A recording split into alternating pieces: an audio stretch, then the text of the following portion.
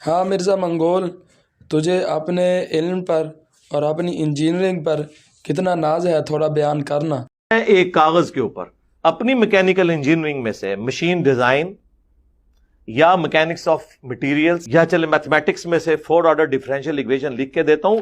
कोई दुनिया का जिंदा या मुर्दा बुजुर्ग सिर्फ उसे देख के ना पढ़ के बता दे, समझाना तो दूर की बात है, ना ना ना, सिर्फ बता दे कि लिखा हुआ क्या है कागज के ऊपर से, दिल से नहीं सरकार, कागज से।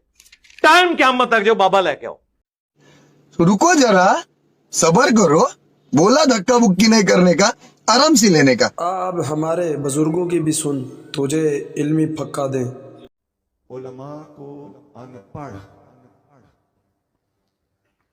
और पुराने जहन वाले कुरान और सुन्नत उठाए फिरते हैं, ये इस किस्म का समझ। और उलमा को अनपढ़ समझने की वजह खुद अनपढ़ होना है। और ये भी याद रखिए कि जो उलूम ये पढ़े हुए हैं, ये जरूरी नहीं कि उलमा ने न पढ़े हो। इनके उलूम उलमा ने पढ़े हुए होते हैं, उलमा के उलूम इन्होंने नहीं पढ़े हुए हैं। मैं पक्की और मजबूत बात कर रहा हूं, दावे से। उलमा के उलूम इनके पास नहीं होते, इनके उलूम उलमा के पास होते हैं। क्या इल्म है इनके पास? अंग्रेजी बोल लेते हो? Okay, come on, talk in English, I can speak it frequently. मैं धड़ल्ले से फराफर इंग्लिश बोल सकता हूं। ये कौन सी बड़ी बात है? ये कोई इल्म है? अंग्रेजी तो अंग्रेज औरतें, बुढ़ियां, अनपढ़ जांगली अंग्रेज भी अंग्रेजी बोलती है। जांगली अंग्रेजन अंग्रेजी बोलती है कि नहीं बोलती?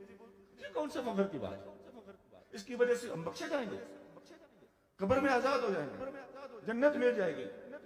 अंग्रेजी बोल तो अरबी बोल लेना भी जन्नत की तसल्ली नहीं देता। अबू जाल को अरबी ठीक ठाक आती थी, बड़ा फसीह हो, बलीग आदमी। हकीकत पसंद बनाओ, तुम साइंस उठाए फिरते हो। आ जाओ हमसे बहस कर लो, साइंस पर बहस कर लो। मालिक्यूल तुम समझते हो, मौलवी को नहीं आता। एटम नहीं आता, न्यूक्लियस नहीं आता, प्रोटॉन न्यूट्रॉन नहीं आते, इलेक्ट्रॉन नहीं आते, लेप्टॉन नहीं आता, क्वाजिक नहीं आता। इलेक्ट्रॉन फर्दर सब डिवाइड हो चुका है, सब मौलवी को पता है। करंट फ्लो नहीं आता, कूलम नहीं आता, रजिस्टर नहीं आता, कॉइल नहीं आती, कैपेसिटर नहीं आता, ट्यून सर्किट नहीं आता, पैरेलल सर्किट नहीं आता, सीरीज सर्किट नहीं आता, पॉजिटिव नेगेटिव नहीं आता, एसी डीसी नहीं आती, डायरेक्ट अल्टरनेटिव करंट का फर्क नहीं आता, मोटर जनरेटर नहीं आते। हमें क्या नहीं आता और तुम्हें क्या आता है? अभी तो मैंने वायर की बात की, मैं वायरलेस की तरफ तो गया ही नहीं। हमें प्राइमरी प्रोपगेशन नहीं आती, सेकेंडरी प्रोपगेशन नहीं आती। क्या नहीं आता? मैं 18 साल एयरफोर्स में मुलाजमत करता रहा हूं और F-16 का स्पेशलिस्ट हूं। मैं अपनी बात कर रहा हूं, F-16 का फ्लाइट कंट्रोल स्पेशलिस्ट हूं। मैंने ये बात इसलिए कहने नहीं थी, इसलिए कि ये ना समझ लें कि जो मैंने जुमले कहे मैंने किसी किताब में शायद देख के रट रोट के तकरीर तैयार की है। ऐसा नहीं है, ये मुझे बात मजबूरन करना पड़ा, क्योंकि इसमें एक तकब्बुर का पहलू भी आपको महसूस होगा। लेकिन नहीं, उस बात मैं तो सिर्फ और सिर्फ मजदूर के गुलामों की शान बयान करने के लिए उन लोगों को चैलेंज देना चाहता हूं जो खुद को पढ़ा लिखा समझते हैं, कुरान और सुन्नत जानने वालों को अनपढ़ समझते। वो तुम्हारी इकोनॉमिक्स जो आज तक ट्रेड साइकिल को ही नहीं एडजस्ट कर सकी, जो हर 8 साल के बाद आता, और तुम तलब और रसद के तवाजुन से कीमतों का तयन करते हो, और इसने वो फसाद बर्पा किया हो मार्केटों में कि माशियात तुमसे कंट्रोल नहीं हो रही।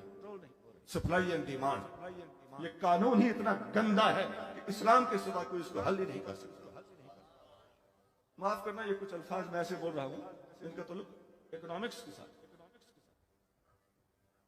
हमने माइक्रो इकोनॉमिक्स भी पढ़ी है जो 15वीं जमात में पढ़ाई जाती है, और मैक्रो भी पढ़ी है जो 16वीं में पढ़ाई जाती है।